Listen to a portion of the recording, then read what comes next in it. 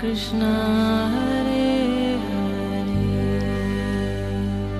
नमस्कार, रेडियो मानव रचना 107.8 FM पर मैं हूं सरिता आपके साथ और प्रोग्राम शुरू हो चुका है आत्मदर्शन। और प्रोग्राम आत्मदर्शन में हमेशा की तरह हमारे साथ मौजूद हैं रागलेखा दासी जी, चरण आश्रित योगाचार्य श्री श्रीमद् भक्ति वेदांत नारायण गोस्वामी जी की शिष्या।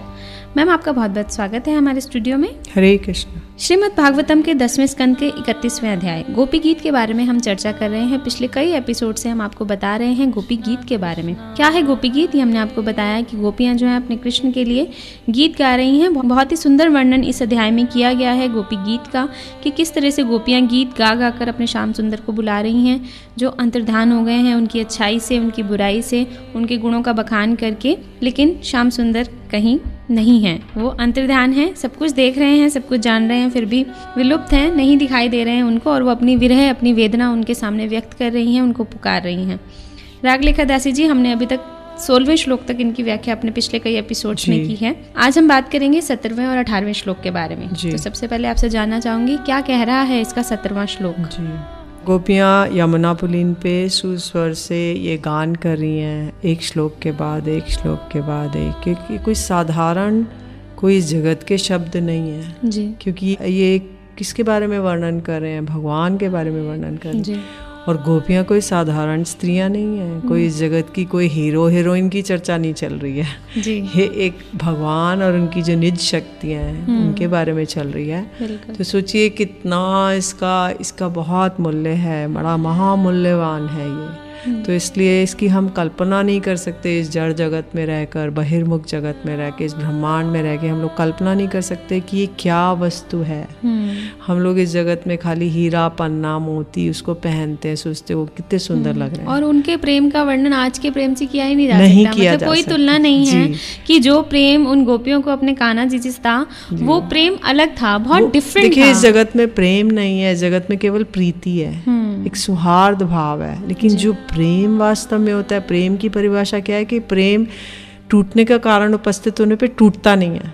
लेकिन इस जगत में टूटने का कारण, अगर एक पुरुष किसी और महिला के साथ जाता है तो तुरंत उसका वो टूट जाएगा, शादी जी। तो इस जगत में प्रेम है ही नहीं, क्योंकि एक हार्ड मास का पुतला दूसरे हार्ड मास के पुतले से क्या प्रेम करेगा जी। तो और हम सब आत्माएं स्त्रियां हैं, तो एक आत्मा स्त्री दूसरे स्त्री से विवाह करके क्या सुख और आनंद प्राप्त कर सकती है जी। तो इसलिए हम लोग इस जगत में इस चीज़ का कोई कंपैरिजन नहीं है, केवल उनका प्रेम, उन्हीं का केवल हम उसको सुन सकते हैं, उसका वर्णन कर सकते हैं और उसको किसी को बता सकते हैं। उसके द्वारा हमें एक आनंद की प्राप्ति होगी, उससे हमारा चित्त शुद्धि होएगा, हमारे जितने पाप ताप हैं सब दूर होंगे। तो इन श्लोकों को रियलाइज़ करने के लिए कुछ हमें ऐसा करना पड़ेगा जो कि हमें इनके अंदर प्रवेश करा सके। हम तो अभी खाली बस तोते की तरह बोल रहे हैं, तोते की तरह सुन रहे हैं, किंतु इसके अंदर हमें अनुभूति नहीं है जी। तो यदि हम भगवान का नामों का जप करेंगे, हरे कृष्णा कृष्ण कृष्ण हरे हरे, हरे राम राम राम हरे हरे, तो निश्चित रूप से हमारे को इन सब में प्रवेश का अधिकार मिल जाएगा जी। तो 17वां श्लोक में ब्रज गोपियाँ कह रही हैं, रहसि संवेदाम ऋषयोदयाम प्रहसिताननां प्रेम वीक्षणं बृहदुरश्रेयो वीक्षधाम ते मुहुरति स्पृहा मोयते मनः। ब्रज गोपियाँ कह रही हैं कि हे श्याम सुंदर, हम क्या करें? तुम्हारे 5 प्रकार की मोहन क्रियाएं हैं, कामदेव के 5 बाणों की भांति हमारे नेत्रों के छिद्रों के अंत में प्रवेश करके हमारे हृदयों को दग्ध कर रही हैं। तो आपने 5 प्रकार की अपना, जैसे कहते हैं ना चार्म, जैसे कोई स्नेक चार्मर होता है या सर्प को वशीभूत करने वाला होता है, तो वो अपनी बीन बजाता है और स्नेप को वशीभूत करके उसको बंद कर लेता है। तो ऐसे श्याम सुंदर ने अपनी मोहन, कुछ ऐसे कहते हैं मोहिनी विद्या, वो उन्होंने करी है। तो उन्होंने अपने कामदेव के 5 बाण इस्तेमाल करे, तो उसी को बता रही हैं। 5 प्रकार की मोहन क्रिया क्या है? पहला है रहसी संविदम। रहसी संविदम का अर्थ है रहसी, मतलब जो एकांत में, निर्जन में आपने हमें रति प्रार्थना के जो संभाषण थे, मतलब आपने हमसे प्रार्थना की कि आप मेरे साथ मिलिए, तो उसका वो जो वार्तालाप था, रहस्य संविदो, तो जो वो वार्तालाप था वो आपका प्रथम कामबाण था जी। फिर ऋक्षयोदयम, ऋक्षयोदयम का अर्थ है द्वितीय कामबाण है कि हम लोगों को देखकर तुम्हारे चित्त में काम भाव का उदय हुआ, तुम्हारे हृदय में आड़ोलन हुआ कि ओ इतनी सुंदर ब्रजगोपियाँ हैं। फिर द्वितीय है कि अर्थात रति की अभिलाषा हुई। तृतीय है प्रहसिताननम, अर्थात तुमने मंद मंद मुस्कान युक्त तुम्हारा जो मुख कमल है वो एक कामबाण है जी। तो आप इतना मंद मंद मुस्काते हैं, इतना अधिक वो करते हैं, आकर्षण होता है, तो वो आपका एक कामबाण था। पहले तो वार्तालाप किए, फिर आपने हृदय में एक अभिलाषा हुई, फिर मुख कमल इतना मंद मंद मुस्कान युक्त मुक्त कमल है। फिर चतुर्थ है प्रेम वीक्षणम, आपने सप्रेम ईक्षण किया, साइड लॉन्ग ग्लांस से देखा, मतलब टेढ़ी तिरछी निगाहों से देखा, तो वो एक आपका बाण था, तो वो हमारे हृदय में बिध गया। जैसे कि आपने हमको ऐसे देखा और हमारा हृदय बस छलनी हो गया, तो चतुर्थ काम बाण है। फिर पंचम बाण है कि श्री लक्ष्मी जी का निकेतन है, अर्थात जो आपका जो विशाल ऊंचा वक्षस्थल है, तो वो लक्ष्मी जी उस पर वास करती हैं बाईं तरफ एक स्वर्ण रेखा के रूप में। तो आपका जो वक्षस्थल देखकर हमारे हृदय में काम भाव उदित होता है। तो ये इसलिए आपने 5 बाणों का आश्रय लिया, तो जिसकी वजह से कोई आदमी को एक बाण लगाओगे तो मर जाएगा, तो 5-5 बाणों से आपने हमें बिध रखा है, तो हमारे बचने की संभावना कहाँ है। इसलिए हम चारों खाने चित्त हैं और अब हम प्रार्थना कर रही हैं कि आप आ जाइए, और हमारे अंदर इतनी उत्कंठा की ज्वाला है कि हम मूर्छित हो रही हैं, क्योंकि किसी को भी एक बाण, अगर युद्ध में कोई एक बाण मारेगा, 2 बाण मारेगा, 3 बाण सहन कर लेगा, 5 बाण मारने से तो चारों बस मूर्छित हो जाएगा। तो इसलिए कह रही हैं कि हे श्याम सुंदर, आप इन 5-5 बाणों से हमको भेद रहे हैं, तो ये आपका ये ऐसा करना आपके लिए उचित नहीं है, क्योंकि हम लोग तो अस्त्र शस्त्रहीन हैं, तो किसी अस्त्रहीन योद्धा के ऊपर इतने अटैक करेंगे, तो क्या ये ऐसा करना उचित है? हम लोगों ने तो कोई बाण इस्तेमाल नहीं किया है, तो केवल आप ही अपने करते जा रहे हैं। आप अपनी निगाहों से, तिरछी निगाहों से, अपने मुख मंद मंद हास्य से, अपने विशाल वक्षस्थल के द्वारा और अपने एकांत में करी हुई वार्तालाप, उस वार्तालाप को स्मरण करके हम घायल होती रहती हैं।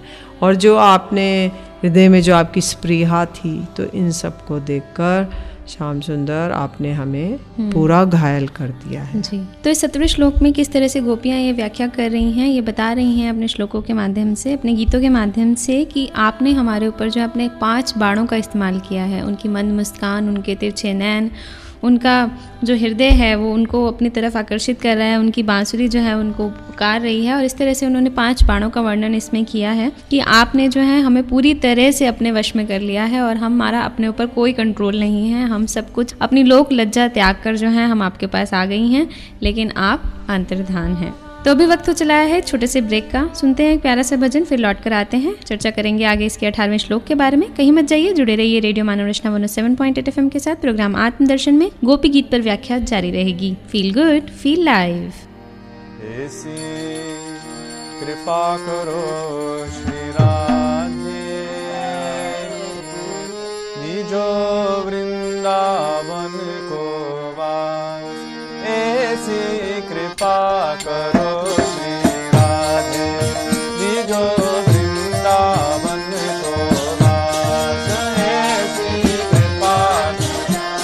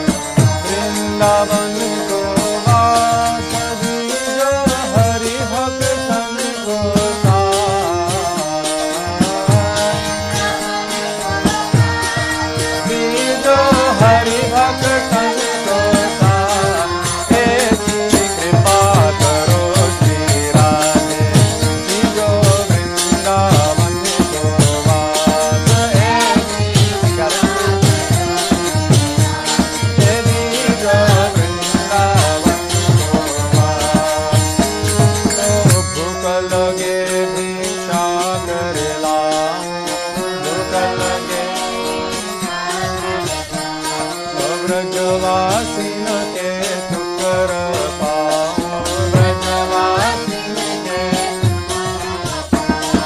प्यास लगे जमुना जल पी के निधुवन करवा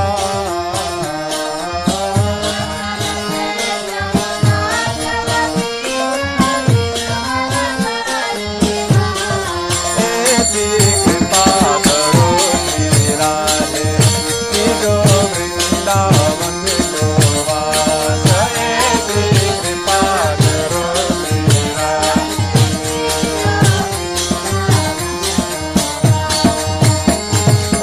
गोवर्धन परिक्रमा लगाऊं गोवर्धन परिक्रमा मानस गंगा प्रेम से नहाऊं मानस गंगा राधा कुंड और कृष्ण कुंड में नित्य करुणा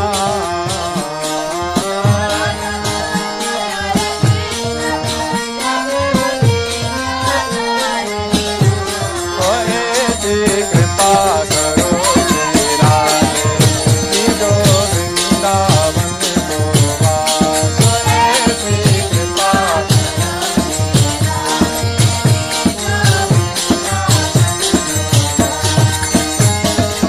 नंदगांव बरसाने जाऊं नंदगांव बरसाने राधे जी के दर्शन पाऊं राधे जी के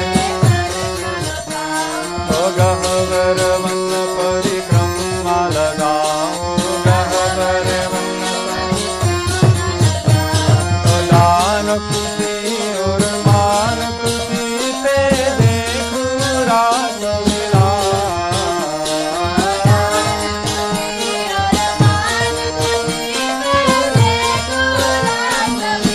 ऐसी कृपा करो श्री राधे कि जो वृंदावन को वास ऐसी कृपा करो श्री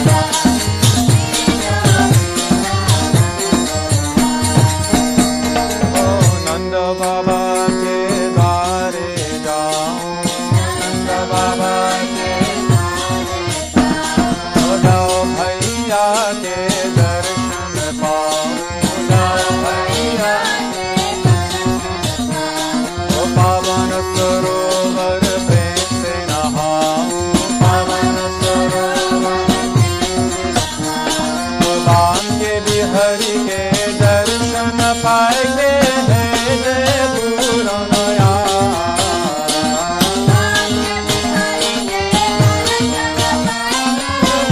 जय पूरन ऐसी कृपा करो श्री राधे कि जो वृंदावन को वास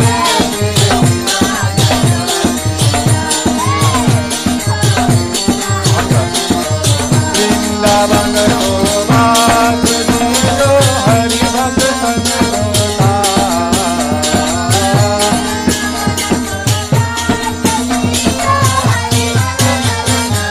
ऐसी कृपा करो श्री राधे कि जो वृंदावन को वास ऐसी कृपा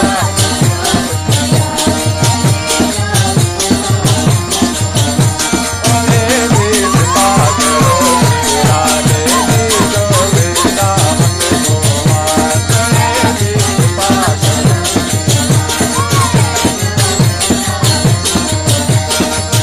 जय राधे जय राधे जय राधे जय राधे जय राधे जय राधे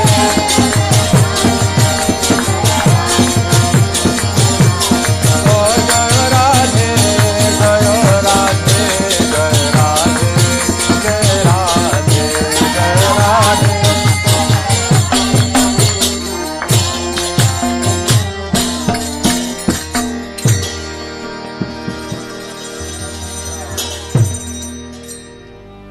Hare Krishna,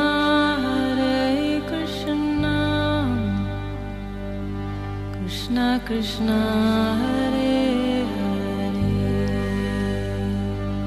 स्वागत है आप सभी का एक बार फिर रेडियो मनोरचना 107.8 FM पर। मैं हूं सरिता, आपके साथ प्रोग्राम चल रहा है आत्मदर्शन, जहां हम बात कर रहे हैं रागलेखा दासी जी से। गोपी गीत का वर्णन चल रहा है यहाँ पर श्रीमद् भागवतम के 10वें स्कंद के 31वें अध्याय के बारे में। गोपी गीत जिसमें चर्चा हो रही है उन गीतों के बारे में जो गोपियां गा रही हैं अपने कान्हा के लिए। 17 श्लोक तक हम व्याख्या कर चुके हैं, पहुंच चुके हैं अपने 18वें श्लोक पर। मैम क्या कह रहा है इसका 18वां श्लोक? जी, 18वां श्लोक। ब्रजवनो कसाम व्यक्तिरंगते व्रजनिहान्यलाम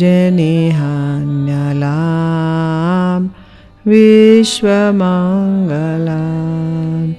तजमनाक्षना तत्स्पृहात्मनाम स्वजनरे दुजाम यन्निषूदनाम। तो इसमें गोपियाँ और भी कह रही हैं कि हम लोग निरपराध कुलवधु हैं और आपने हमें वेणुगीत के द्वारा सम्मोहित करा जी। और रात्रि काल में स्वन में बुलाया। तो अब हमारे उत्कंठा रूपी अग्नि हमारे प्राणों को दग्ध कर रही है जी। और ऐसा आपका ऐसा उद्देश्य तो नहीं हो सकता कि आप हमें दग्ध देखना चाहते हो। तो आप हमें अपना अंग संग दान करके हम लोग के प्राणों की रक्षा करना ही आपका उद्देश्य होना चाहिए। तो यदि श्री कृष्ण कहें कि आपत्ति करें कि तुम ऐसा कैसे कह रही हो, तो इस आशंका से गोपियाँ कह रही हैं कि तुम्हारा आविर्भाव पक्षपात रहित होकर समस्त ब्रजवासियों के संपूर्ण तथा संपूर्ण विश्व का सभी प्रकार से मंगल कर दुखों का निराश करने वाला है। आपको आपने जन्म लिया इस ब्रज में तो सारे ब्रजवासी परम धन्य हो गए। आपने जब जब विपत्ति आई आपने कुछ कुछ किया, उनके लिए रक्षा की और सारे विश्व का भी कल्याणकारी हुआ जब जब आप आए। तो तुम्हारे हृदय में हम लोग के दर्शन से उत्पन्न जो महती इच्छा है, हम गोपियों को इसलिए अल्प प्रमाण में कुछ तो प्रदान करो। तो आपके हृदय में तो इच्छा है कि मैं गोपियों का दर्शन करूं, तो हमने आपको दर्शन दे दिया, तो अब हमें कुछ तो दो, किंचित मात्र भी दो। कृपणता का परित्याग करो, कंजूसी मत करो जी। कुछ तो दो, कुछ दान करो। तुम तो दानवीर हो, दयावीर हो। यदि कृष्ण कहें कि अच्छी बात है मैं दान करूंगा, किंतु क्या दान करूं जी। तो वो कहती हैं स्वजन रिदुजाम यन्निषूदनम, जो तुम्हारे स्वजन हो, हम मतलब हम गोपियाँ जो हैं, उनके वक्षस्थल के रोग समूह को जो औषधि दूर कर सके, उस औषधि को, तुम्हारी कर कमल रूपी औषधि को यदि हम लोग अपने स्तनों पर अर्पण करा सकें, तब हमारी अभिलाषा पूर्ण होगी और हमारे प्राणों की रक्षा हो पाएगी। तो स्वजन रिदुजाम यन्निषूदनम, तो आप अपने हस्त कमल को हमारे वक्षस्थल पर स्थापित कीजिए। तो हम लोग, हमें रोग है, रोग क्या है कि हम लोग विरह अग्नि में जल रही हैं, काम अग्नि में जल रही हैं, तो आप हमें औषधि दीजिए। तो कह रहे हैं क्या औषधि दूँ? तो बोल रहे हैं आपने कर कमल को हमारे वक्षस्थल पर स्थापित कीजिए। तो यही उनसे निवेदन कर रही हैं, क्योंकि वो कह रही हैं कि औषधि ये हमें शीतलता प्रदान करेगा। क्योंकि हम इतना, जब अगर कोई ज्वाला, कहीं अग्नि लगती है, आग लगती है, तो उसमें ठंडा ठंडा पानी डाला जाता है, फायर ब्रिगेड बुलाई जाती है जिससे वो उसको शीतल कर सके। तो ऐसे ही वो लोग तपित हैं, इतनी अग्नि में तपित हैं। तो कह रही हैं आपका शीतल जो कर कमल है ये हमारी ज्वाला को शांत कर सकता है। तो ऐसी उनसे प्रार्थना कर रही हैं और कि आप आइए और आकर हमारा ये प्रशमन कीजिए, शांत कीजिए, हमें औषधि दीजिए कि आप अपने कर कमलों को हमारे वक्षस्थल पर स्थापित करेंगे तो हमें बहुत शीतलता मिलेगी, बहुत सुकून मिलेगा। जी बहुत सुंदर, बहुत सुंदर वर्णन इस पुस्तक में किया जा रहा है गोपी गीत के बारे में। 17वें और 18वें श्लोक के बारे में हमने जाना। मैम अब आपसे जानना चाहूँगी कि किस तरह से, जैसे हमने पहले भी बात की, जो प्रेम है वो आजकल का प्रेम, उस प्रेम से कोई तुलना नहीं कर सकता। वो जो गोपियों का अपने प्रियतम के प्रति प्रेम है, जो उन्होंने सब कुछ त्याग कर अपने श्याम सुंदर के लिए रखा है, सब लोक लज्जा उन्होंने त्यागी, अपना घर परिवार सब कुछ छोड़कर वो आई। लेकिन आजकल का जो युग है, अगर हम एक आम आदमी की बात करें, कॉमन मैन की बात करें, तो आजकल के युग में तो बिल्कुल लोगों के पास ऐसा सोचने का भी टाइम नहीं है। और ये जो पुस्तक है या इस तरह के जो गीत हैं, वो इंसान कैसे पढ़ के अपने आप को कनेक्ट कर सकता है कि मतलब ऐसा क्या है कि इंसान इस प्रेम को समझे जो प्रेम उस समय गोपियों के हृदय में था अपने प्रियतम के लिए। देखिए, जो जड़ जगत का प्रेम है और जो ब्रज गोपियों का कृष्ण के प्रति प्रेम था, तो इस जगत का प्रेम है जैसे कि लोहे के समान, वो भी जंग लगा हुआ, और उस जगत का प्रेम है सूर्य के समान, जो पूरा प्रकाश देता है, पूरे जगत को प्रकाश देता है और ताप देता है। तो इसलिए इस जगत का प्रेम है वो अंधकार के जैसे है, उस जगत का प्रेम प्रकाश के समान है। तो इसलिए और इस जगत का प्रेम जो है प्रेम नहीं है, काम है, और उस जगत का प्रेम काम नहीं प्रेम है। मतलब गोपियों का कृष्ण के प्रति वो कह रही है काम भाव है, पर वास्तव में वो प्रेम है।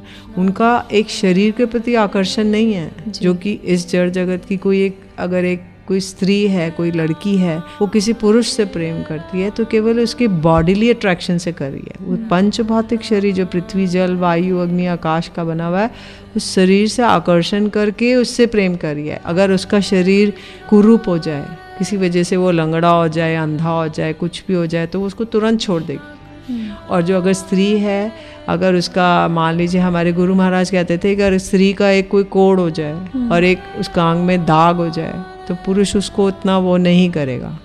तो इसलिए इस जगत का प्रेम स्वार्थ है, प्रेम है ही नहीं, स्वार्थ है।